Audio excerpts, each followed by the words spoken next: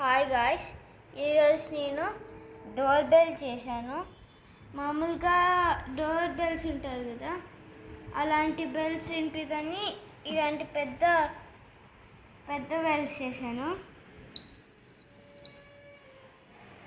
Last time ఈ video చూసారు కదా, అప్పుడు నేను ఇది చిన్నగా వస్తుందని ఇలాంటి పెద్ద బెల్ ఇచ్చారు ఈ కిట్లో.